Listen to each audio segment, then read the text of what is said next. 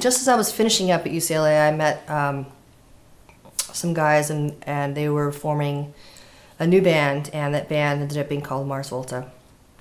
So I finished school, and then we recorded an EP, and then went on tour. And I did, what did I do? I did Europe, Japan, the States, did a few tours with them.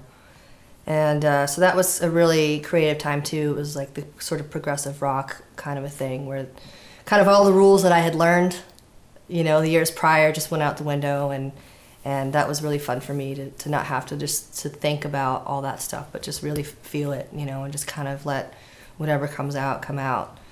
So that was a really fun time to do that. Really creative and expressive, you know. From there, I just kind of picked up tours, you know, just through friends' recommendations, just through networking around town, just people I knew I'd pick up.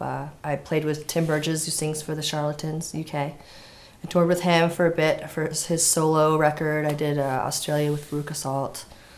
And then, meanwhile, always doing my own original projects too, just kind of stuff. When I was at home, I would still write with the band. And that project's called Lyra, Lyra. And those musicians are also touring guys too, so it was kind of like whenever we were at home at the same time, we'd get together and write, and we put out a couple of EPs.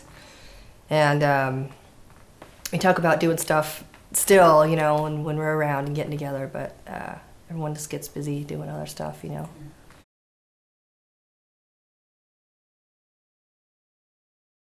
Yeah, well, you know, a lot of times when someone's looking for someone to be in their band or do a tour or be on a recording or whatever, a lot of times it's through recommendation, through a friend or someone you know or a peer, because, you know, they have probably already worked with them, so they know, you know, what kind of person they are, their temperament, if they're easy to work with, if they're, you know, competent for the job or whatever. So, you know, a lot of times I would do auditions that I didn't get, you know, through Barry or whatever, but that would always lead to something else. You know, someone, for whatever reason, they wanted a different, I don't know what, you know, if it's for a TV casting thing and they wanted a different look or something like that or whatever.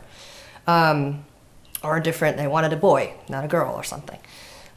So for me, I found it beneficial to still do things like that and to still go out and go to gigs and meet people and play shows that maybe it wasn't something I wanted to do the rest of my life, but I would pick it up or whatever. And it would lead to meeting people that would lead me to other jobs, and it all just kind of works out, you know, in the end, it seems like.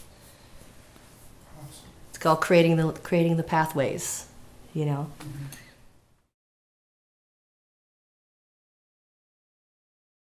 Well, I first became hip to Ampeg because my father had a B-15 floating around the house when I was a kid, as did Andy Johns, because we were always at each other's homes. They were close family friends. So I knew it was a household name from an early age, and I ended up wanting to get my own bass rig, you know, not using my dad's all the time. So I went out and got, I bought an SVT in 1969, SVT head and an A10 cabinet. A little bit bigger than the B-15, but and I just fell in love with it. You know, I mean, it's just such a great sound, you know, for what I do, and it's really versatile. So I ended up establishing a relationship with them and trying out some of the newer, the 2 Pro line, or the SVT Pro line or whatever. I ended up really digging the 2 Pro because it's all tube, and I really love that tube sound. And it's the closest thing that I can get to my vintage Ampeg, but it's got, like, you know, the graphic EQ and kind of some more bells and whistles, so you can kind of get a little more out of it. And it's been my, I mean, the SVT 2 Pro has been my workhorse for the last 4 years. And they've never failed me. They're great. The tubes, man, it's just that sound. You can't beat that sound. You know, just so warm and yummy. Yeah. You know, I gotta feel it when I'm playing. You know, if I can't feel it, not just hearing it, but I gotta feel it, or else I don't get that drive. You know.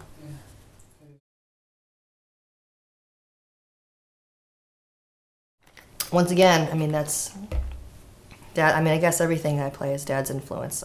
My father was a Fender player from the early 60s, and his prized possession was his 1962 Fiesta Red Fender Precision that I could not lay a finger on, ever. And sadly, he passed away, but so that's my Fiesta Red 62 Fender Precision now, which is, I mean, just such a wonderful, beautiful instrument, and it's always been my dream instrument growing up, you know. And like I said, I could never touch it, so I really wanted one of my own.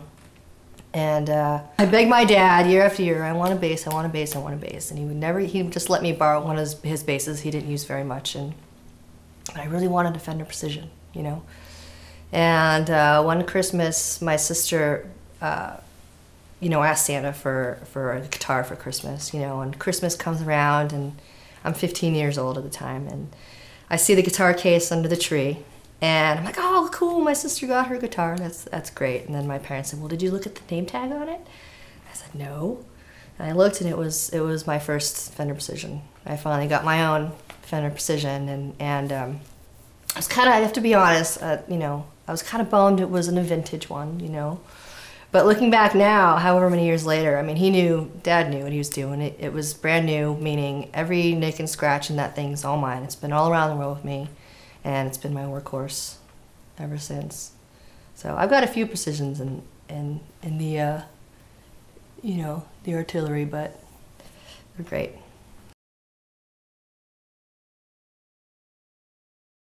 Again, a second generation rotor sound player. I'm just a big old copycat, I think. I don't know. But if it ain't broke, you don't fix it, right? I mean, it's just that tone, you know. A lot of my heroes have the same kind of setup too, you know. Rotor sound too, it's just, if it ain't broke, I mean, it's just a real quality product. And they don't die like other strings die, you know, and they just have that real nice punchy tone, and you can get a lot of room out of them, you know. You can, like that whole setup, you can get a real versatile tone out of, you know. If you want a high-end tone, if you want a low-end tone, you can play rock, jazz, blues, funk, you know, prog, you know, you name it. You can kind of really get a lot out of that.